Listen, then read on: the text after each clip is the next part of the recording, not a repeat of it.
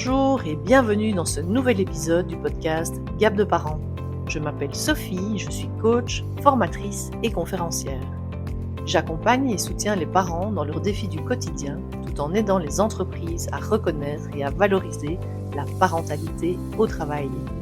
Ici, un mercredi sur deux, nous explorons sans filtre, en solo ou en duo, les écarts entre les idéaux et la réalité parentale pour vous aider à comprendre, à naviguer dans votre vie de parent et à grandir à chaque étape de cette magnifique et ô combien challengeante aventure.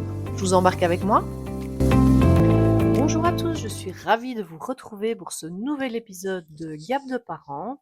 Alors, je ne vous cache pas que j'avais planifié au départ de recommencer les épisodes en duo dès ce mois de janvier, mais après quelques couacs de matériel, micro, mauvais son, changement de rendez-vous pour cause de maladie ou autre, je me suis dit, prenons l'opportunité de faire quelque chose que je voulais faire depuis un certain temps, c'est-à-dire un épisode où je réponds à vos questions et nous démarrons les épisodes duo dès le mois de février. Comme ça me donne l'opportunité vraiment ici de répondre à des questions que je reçois régulièrement en message privé ou par email et comme ça tout le monde peut en profiter. Du coup, j'ai réparti les questions autour de la parentalité de manière plus générale, ensuite autour de mes activités de soutien à la parentalité et je garde les questions concernant ma maternité, les questions plus personnelles pour la fin de l'épisode. Alors je vais essayer de garder la structure d'un épisode habituel, c'est-à-dire de ne pas dépasser les 20 minutes. Rien n'empêche de refaire un autre épisode où je réponds à vos questions, un épisode Q&A comme on dit in English, yeah. J'ai déjà sélectionné ici une partie pour ne pas être trop longue, donc je vais arrêter cette introduction déjà beaucoup trop longue et je vais me lancer dans le sujet. Alors, première question, c'est un sujet qui revient souvent, on me demande comment se débarrasser de la culpabilité. Cette fameuse culpabilité qu'on retrouve. Je pense que quand nos enfants arrivent, je pense que ce mot culpabilité arrive en même temps et nous colle à la peau jusqu'au bout, parce qu'il ne faut pas imaginer que vous êtes les seuls ou la seule à ressentir de la culpabilité. C'est quelque chose que nous ressentons, je vais dire toutes, parce que je connais très peu de papas qui en ressentent. J'avais fait tout un épisode sur le sujet que vous retrouverez, c'est l'épisode 6, Zoom sur la culpabilité et la dualité. Je vous remettrai le lien dans la description de l'épisode. Si je peux faire un court résumé ou un petit rappel par ici, je dirais que cette culpabilité, déjà, ce n'est pas une émotion, ça ne fait pas partie des émotions de base. Elle vient plutôt de tout ce qu'on nous a inculqué au niveau sociétal et éducationnel autour de la maman et de tout ce que la maman et la femme doivent faire, porter. On doit être une bonne mère, une bonne épouse, être présente pour ses enfants. Au jour d'aujourd'hui, on doit également être une bonne employée ou une bonne manager ou une bonne travailleuse ou une bonne indépendante. Et donc, en fait, les femmes sont énormément soumises en permanence à des injonctions qui deviennent de plus en plus contradictoires. Et donc, en fait, peu importe ce que l'on vit, peu importe ce que l'on fait, on éprouve cette culpabilité parce que fatalement, quand on prend soin de soi, on n'est pas spécialement avec son enfant ou au travail, donc on culpabilise de ne pas être au travail ou avec son enfant. Et quand on est au travail, on culpabilise de ne pas être avec son enfant. Enfin, vous voyez ce que je veux dire? Cette culpabilité, elle est présente tout le temps. Alors, comment s'en débarrasser? C'était la question initiale. Pour moi, il est impossible de s'en débarrasser totalement. En tout cas, c'est mon avis, c'est ma croyance personnelle. Par contre, aller voir ce qui nous culpabilise par rapport au moment où elle apparaît et se dire pourquoi est-ce que je suis en train de faire ce que je fais. D'accord? Je prends un exemple des personnes qui culpabiliseraient d'être au travail et d'aimer ça plutôt que d'être avec leur enfant. Eh bien, moi, j'ai envie de te dire, pourquoi est-ce que tu aimes ce travail? Pourquoi est-ce que tu aimes être au travail? Et que si tu es en accord avec ce pourquoi tu aimes ce travail, eh ben, c'est tout à fait OK. Et de toute façon, le temps avec ton enfant, tu le passeras après ou avant le travail. D'accord? Je reviens souvent à ce fameux pourquoi, mais c'est important. comme par exemple, il y a de nouveau, je me ressens vraiment sur les mamans parce que je pense que c'est vraiment quelque chose qui est fort ressenti par les mamans. Autre chose, on va décider de se faire un week-end, allez, changeons les exemples, un week-end entre copines, et donc on laisse mari et enfants et on s'en va s'amuser. Oh là là, qu'est-ce qu'on culpabilise de quitter comme ça la maison. Alors je ne fais pas une généralité, hein, c'est pas pour tout le monde, mais c'est comme ici le sujet de la question, c'était la culpabilité.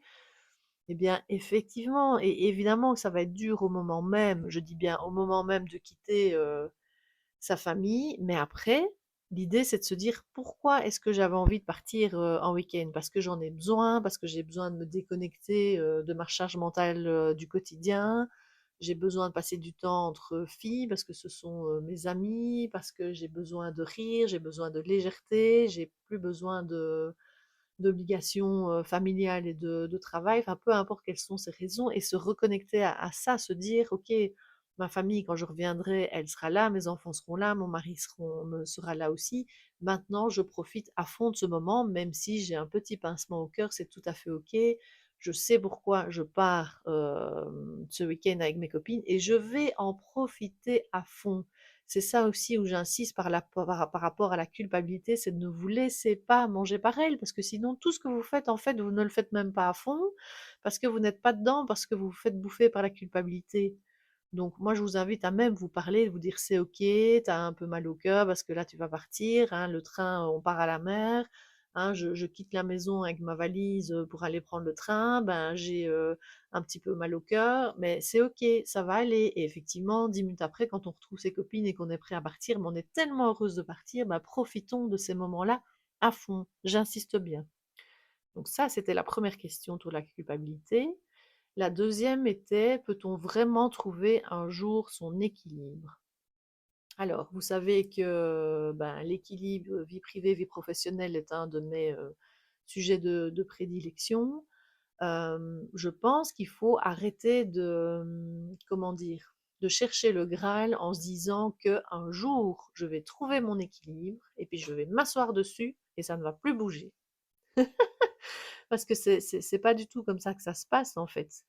L'équilibre, comme je me le dis souvent, il est en mouvement permanent. Vous voyez, c'est vraiment ce funambule qui est sur son fil et qui, pour rester en équilibre, eh ben, il bouge sur son fil, il avance, il va modifier comment il met ses pieds, comment il met ses mains, comment il met son corps. Et c'est un peu ça, la vie et l'équilibre, en fait. Et puis tout change tellement, vous savez, du moment où vous êtes devenu parent avec, avec un bébé au tout début qui est 100% dépendant de vous, et puis des enfants en bas âge où il y a une certaine autonomie qui s'installe, mais il y a toujours aussi ce besoin de ses parents proches et régulièrement. Il y a la reprise du travail, il y a par la suite d'autres projets qu'on aimerait bien mettre en place. Il y a les projets dans le travail qui peuvent changer. Il y a par rapport à la situation aussi de couple aussi, où le travail du conjoint ou de la conjointe peut changer. Enfin, il y a tellement d'éléments tout le temps. Il y a notre santé, il y a le sport, il y a notre vie sociale, il y a notre cercle familial plus large, entre guillemets, qui peut avoir aussi une influence sur notre temps, sur notre énergie, sur plein de choses. Donc, comme je vous l'ai dit à plusieurs reprises, et j'insiste, et j'aime bien cet épisode aussi pour vous faire des petites piqûres de rappel slash bottage de fesses, c'est de se dire aussi que en fait cet équilibre, il n'est pas à trouver une seule fois, il est à trouver tout le temps en fait. Et c'est en fonction de tous ces éléments qui changent, chaque fois prendre le temps de se poser et de se dire, ben voilà, c'est quoi ma vie aujourd'hui? Et surtout, quelle est ma priorité là maintenant dans toutes les sphères de ma vie? Parce que je vous rappelle qu'on peut tout avoir, mais pas tout en même temps. Donc c'est impossible d'être à 100% dans tous les domaines de votre vie. Donc c'est de se dire vraiment, là, quelle est ma priorité? Là, par exemple, moi, je vous enregistre cet épisode en début de semaine, eh ben, ça pourrait très bien être sur cette semaine, c'est quoi mon objectif? Qu'il soit privé, professionnel, relationnel, qu'il soit par rapport à moi, par rapport, peu importe, d'accord? Mais c'est tout le temps en fait cette recherche, le fait de se poser la question, de se dire c'est quoi ma priorité et qu'est-ce que je suis prête du coup à lâcher un petit peu ou à donner un peu moins de temps au reste pour pouvoir me focaliser là-dessus. D'accord? Ça c'est ultra important, c'est que c'est des vases communicants, on ne sait pas être à fond et avoir tous nos vases ou tous nos curseurs qui sont remplis ou à 100% sur le dessus. Et donc, qu'est-ce que je choisis de mettre en priorité? Et je vous rappelle aussi le pourquoi je veux le faire, parce que si c'est de nouveau une injonction ou quelque chose que vous subissez, ben, ça ne fonctionnera pas. Tandis que si c'est quelque chose de réfléchi et de choisi, ça fonctionne déjà beaucoup mieux, surtout dans le fait de pouvoir et d'accepter de diminuer les autres sphères de votre vie. D'accord? Donc, on ne s'assied pas un jour sur son équilibre en se disant voilà, j'ai atteint le Graal, c'est fait. Non, c'est quelque chose qu'on fait au quotidien. Ok? Enfin, peut-être pas au quotidien, mais en tout cas très régulièrement. Alors, question suivante, c'est comment est-ce qu'on fait avec nos ados? Parce que mon Dieu, qu'est-ce que c'est dur cette période. Alors, c'est clair que j'entends énormément de témoignages autour des ados, que ce soit autour de moi, proche de moi, dans les ateliers ou autres. Clairement, la vie avec des enfants en bas âge ou des bébés, c'est quelque chose.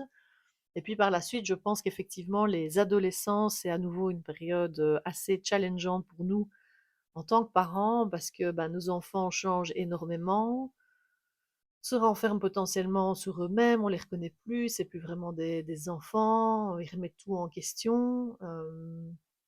Moi, ce que j'ai envie de vous dire, premièrement, c'est de garder un maximum de communication avec eux. Alors je sais que c'est pas facile et que eux-mêmes ils ont tendance à se renfermer sur eux-mêmes, à être en plus avec ce foutu téléphone au jour d'aujourd'hui, c'est clair que ça n'arrange rien en termes de communication, mais ça je pense que c'est à nous aussi de mettre des règles par rapport à ça, mais pour nous également, hein, parce qu'on va pas dire à nos ados tu prends pas ton téléphone à table et puis nous avoir notre téléphone à table, ça n'a aucun sens.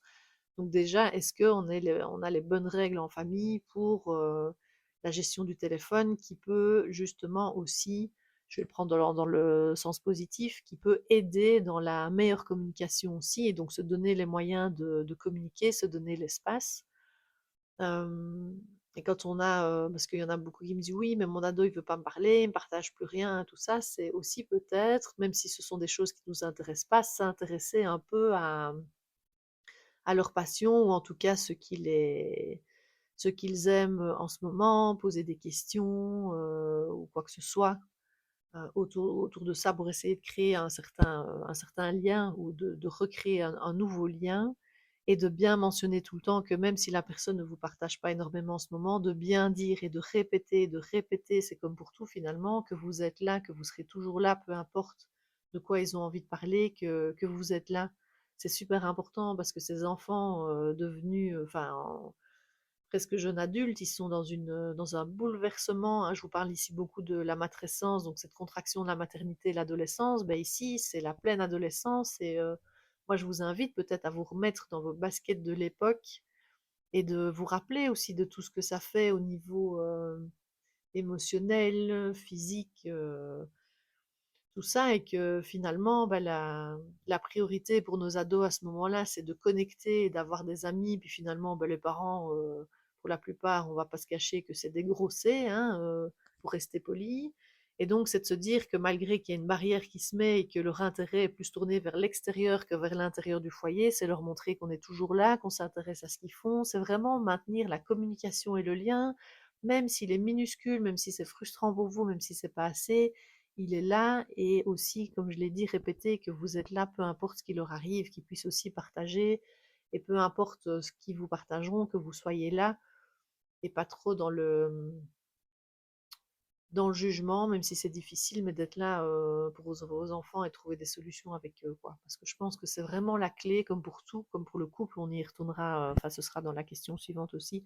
Je pense que la communication, c'est vraiment la clé. Voilà, je vous reprends un épisode autour de l'adolescence si ça vous intéresse, dites-le moi en commentaire, n'hésitez pas. Euh, Parce que ici, j'ai quand même encore quelques sujets à aborder et je vois l'heure qui tourne.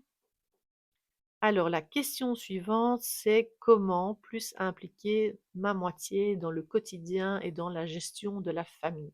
Hmm. Vaste, vaste, vaste sujet.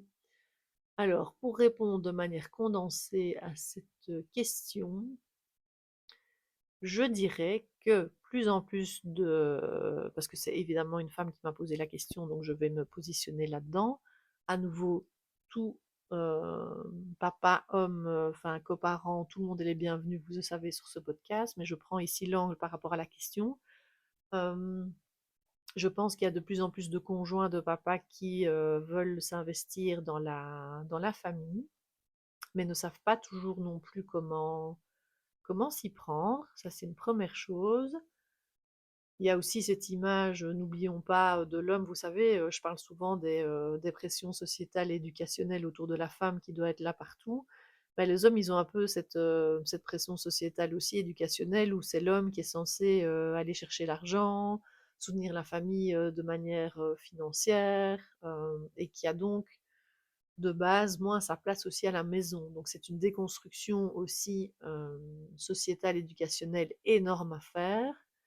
Et ma croyance aussi, dans ce que je vois dans les ateliers et autres temps d'échange entre les parents, c'est que bah, les femmes ont aussi beaucoup de difficultés à lâcher prise aussi sur les choses parce que c'est pas fait à leur façon, que ce soit pour le ménage, pour la gestion des enfants, pour les repas ou autres.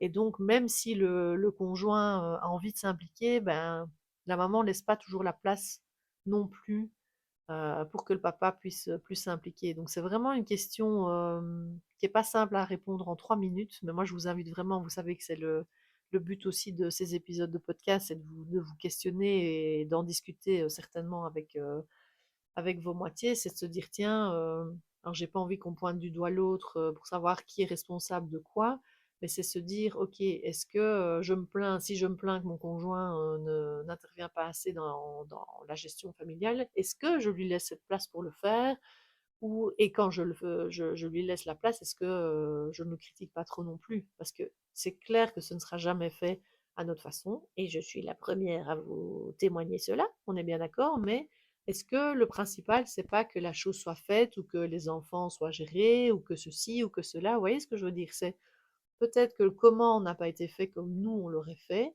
Et en même temps, si l'objectif est atteint, c'est-à-dire que, je sais pas, les enfants ont été à leur activité, ou que les enfants ont été gardés, ou que le ménage a été fait, ou que la cuisine a été faite, est-ce que finalement c'est pas ça le principal et pas le comment?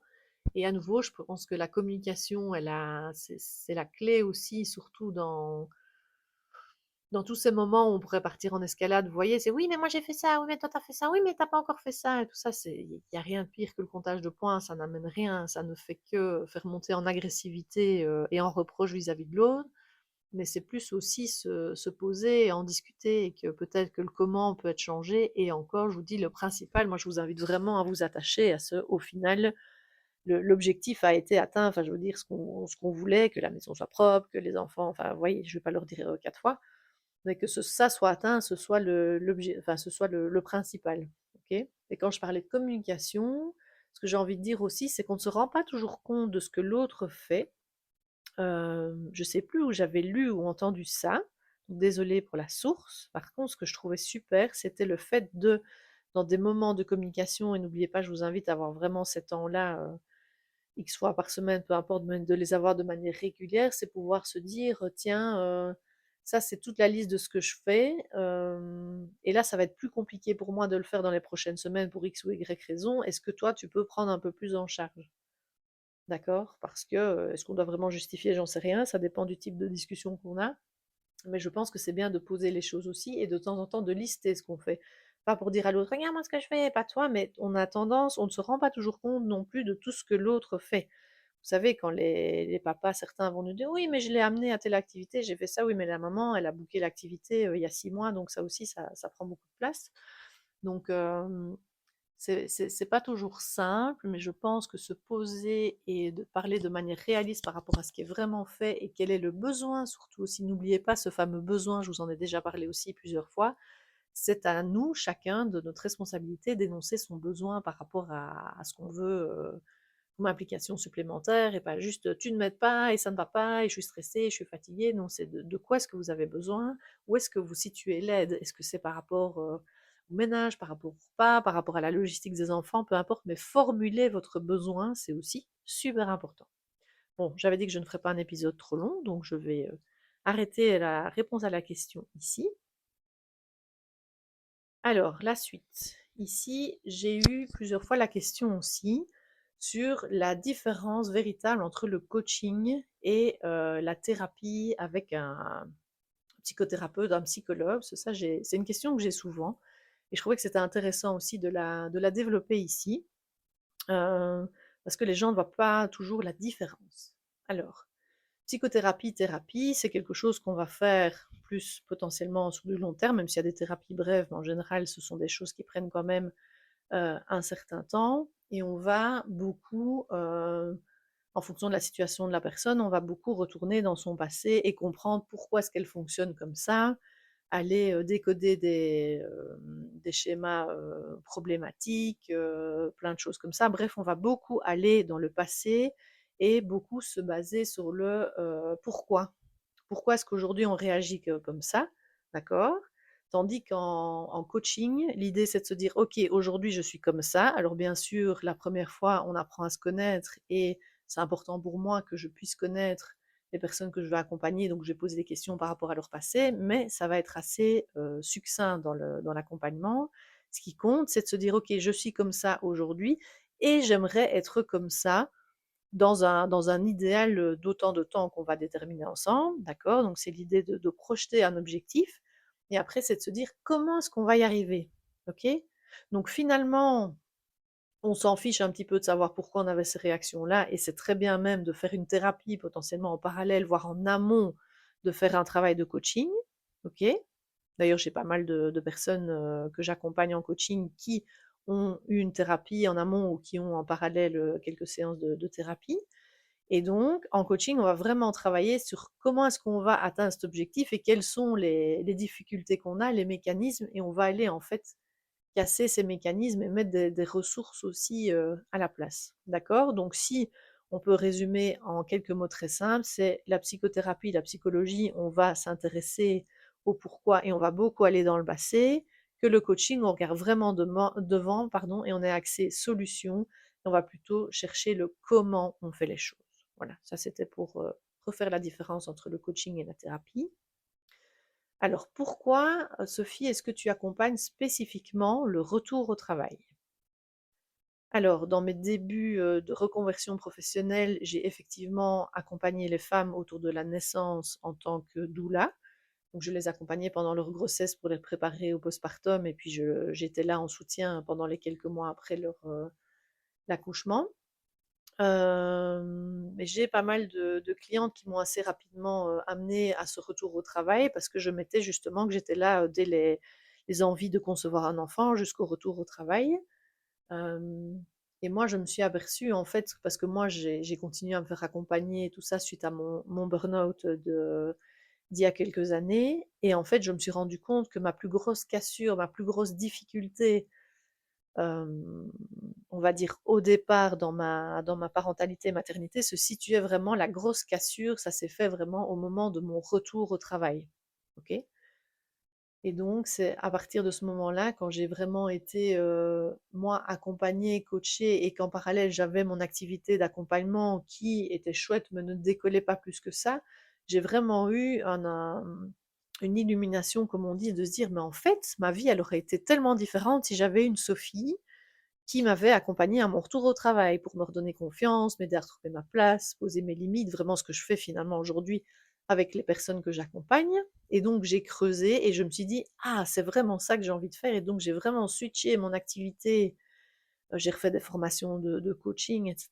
Puis toute l'expérience que j'ai en amont aussi, après ces plus de 10 ans en entreprise, mes formations doula et tout ça, j'ai vraiment créé un accompagnement autour de ce retour au travail parce que pour moi, et j'ai d'ailleurs assisté encore à une conférence sur le burn-out parental il y a quelques jours, où on parlait du fait vraiment que quand on devient parent, on devrait tous en fait travailler sur soi parce que nos enfants sont tellement un miroir pour nous, puis il y a tellement de choses qui sont chamboulées partout qu'en fait c'est peut-être quasiment impossible de passer au travers de tout ça sans vraiment travailler sur soi. Okay, et en fait, la reprise du travail, pour moi, est un moment parfait, un moment charnière pour justement, quand on sort de cette bulle, peu importe qu'elle ait été compliquée, douce, facile, accompagnée, pas accompagnée, avec nos parents, pas nos parents et tout ça, on sort quand même de cette bulle pour retourner travailler. Et pour moi, c'est le moment idéal justement pour se poser les bonnes questions par rapport à ce changement identitaire et aussi se dire, OK, avant j'avais ça comme aspiration privée professionnelle, maintenant c'est différent ou pas, hein. Comme je vous dis, on est différent d'avant, on n'est pas moins bien, on n'est pas mieux, on est différent. Et donc, c'est prendre le temps de se poser les questions et voir s'il y a des choses éventuellement sur lesquelles travailler. Donc, je trouve pour moi que c'est la période idéale de le faire.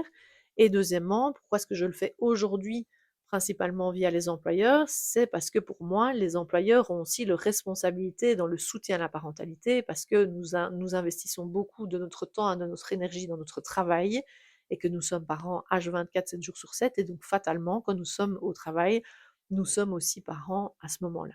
Voilà. Donc ça, c'était vraiment le pourquoi j'accompagne spécifiquement cette période que j'adore, et c'est tellement riche parce que finalement, une histoire n'est pas l'autre, un vécu n'est pas l'autre, et donc on peut aborder tellement de thématiques en coaching à ce moment-là que pour moi, ça reste vraiment un temps magique à accompagner, et quand je vois ce que ça peut apporter aux personnes pour la suite aussi, parce que finalement, c'est acquérir des réponses, un autre fonctionnement, une autre manière de penser, une prise de recul qu'en fait, on va pouvoir mettre en application chaque fois à d'autres étapes dans notre vie, parce que bien sûr, nous sommes confrontés à plein de choses dans notre vie. Voilà. Alors, la question suivante était comment ne pas se faire manger par le travail, parce qu'effectivement, on travaille beaucoup trop, et comment faire pour que ce travail n'ait pas trop d'impact sur notre famille. Je vous lis la question telle qu'elle m'a été envoyée, hein, un peu longue, excusez-moi. Alors ça, c'est la croyance de la personne, effectivement, qui a l'air d'être une personne qui travaille beaucoup. Je ressens, de nouveau, ça c'est mon ressenti personnel, qu'il y a quand même de la culpabilité autour de ce travail, donc de nouveau se poser la question pourquoi est-ce qu'on travaille autant et est-ce que ça fait sens ou pas. Par rapport à l'impact sur la famille, c'est sûr que, et ça c'est quelque chose que j'aborde souvent avec mes coachés, justement, le retour au travail, c'est que moi, ça m'avait déjà choqué à l'époque dans mon expérience, c'est que, mon Dieu, on ne se rend pas compte à quel point on ne voit peu nos enfants la semaine, en fait, parce que bah, le travail, effectivement, prend beaucoup de place, et que quand nos enfants sont petits, bah, ils vont dormir tôt et on n'a pas beaucoup de temps avec eux, tout le monde est fatigué, c'est différent. Donc moi, la première réponse que j'apporterai à ça, c'est de savoir est-ce que cette quantité de travail et ce temps impliqué dans le travail, est-ce qu'il doit être le même tout le temps, hein, parce que j'aime bien aussi travailler avec mes coachés le fait de dire, OK, il y a des urgences dans le travail, mais l'urgence ne doit pas devenir le quotidien, et ça, c'est super, super, super important. Et deuxième chose, je pense, à nouveau, c'est ma croyance, mais c'est ce que je vois et c'est ce que je ressens moi aussi dans ma propre maternité, c'est de se dire, ce n'est pas la quantité qui compte avec nos enfants, c'est la qualité. Et nos enfants, en fait, ils ont besoin que quand nous sommes là, nous soyons à 100% là avec eux. Alors bien sûr, il va y avoir une logistique familiale de fin de journée, un repas à faire ou des choses comme ça, mais de nouveau, est-ce qu'on ne peut pas s'organiser autrement pour ne pas passer 1 heure en cuisine tous les jours? Et deuxièmement, c'est de se dire d'accorder un temps dans ce moment, entre le moment où on arrive à la maison avec nos enfants et le moment où ils vont dormir, et se dire je vais être 100% avec lui. Donc pas avec mon téléphone, pas avec mon ordinateur, pas en train de scroller sur les réseaux, pas ceci, pas cela. Ok, mais c'est de se dire je passe un vrai temps avec eux en leur disant bien, et en même temps ben, ils s'habituent aussi, et les enfants sont très routiniers aussi, c'est de se dire ça c'est notre temps ensemble, et puis après maman, papa doivent cuisiner ou ceci, cela, peu importe, mais vraiment avoir un temps de qualité avec eux où j'insiste, on est en présence à 100%. Avoir son téléphone dans la main quand on fait un jeu n'est pas jouer avec son enfant, ok? Je pense qu'on s'est tous fait avoir là-dedans, et je pense que nos téléphones sont vraiment, vraiment, vraiment extrêmement nocifs à plein de niveaux. Et donc moi, je vous invite vraiment, je voulais mettre invite et éviter en même temps, ça n'a pas fonctionné, c'est de mettre votre téléphone un maximum de côté, d'accord? Pour votre attention, pour votre temps de qualité avec vos enfants, pour votre temps de qualité en couple, pour tout ça, je vous invite vraiment à mettre ce téléphone un maximum de côté et se dire, ben voilà, j'ai X temps à accorder à mes enfants aujourd'hui, mais au moins je l'accorde en pleine présence, et je pense que c'est ça le plus important pour nos enfants. Ok? Alors, on me pose la question aussi, pour switcher un peu sur mon expérience aussi de maman, on me demande si moi j'ai trouvé mon équilibre. Ah là là, comme je vous l'ai dit plus tôt, ben, l'équilibre, il se rechallenge tout le temps. Et donc, non, j'ai pas trouvé mon Eldorado, parce que je vous ai dit, on s'assied pas sur son équilibre une fois qu'on l'a trouvé. Et pour moi, ça reste aussi un challenge, et des questions que je me pose régulièrement par rapport à, des moments plus intenses au travail, des moments plus intenses avec mon fils, qui pour rappel est un enfant porteur de handicap, donc qui, demande une attention, particulière. Donc voilà, c'est un questionnement permanent, c'est un remodelage permanent, de ses priorités en fonction, je vous dis, des périodes.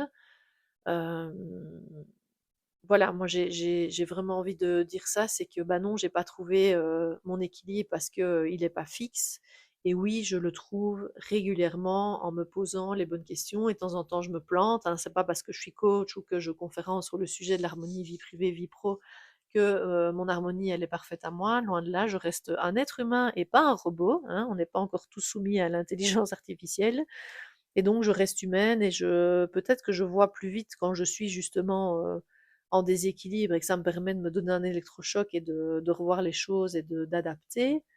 Mais voilà, je pense que c'est le travail, d'une vie, et que c'est important de pouvoir se poser les bonnes questions, au bon moment, et c'est ça que moi je fais, dans mon quotidien, ou en tout cas très régulièrement comme, je vous le disais tout à l'heure.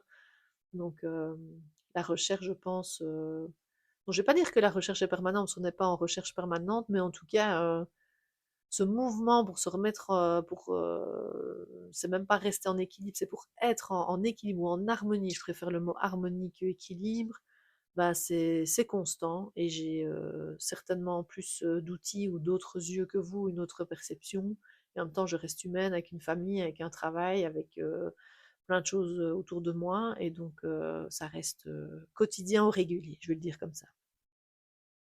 Et je terminerai par la question que j'ai eue ici sur: «C'est quoi, Sophie, toi, ton plus gros challenge de maman actuellement?» Ouais, ça c'était une fameuse question aussi, pour clôturer l'épisode ici, parce que je vois qu'on est déjà, à la demi-heure, donc merci, à ceux et celles, qui sont encore là jusqu'au bout.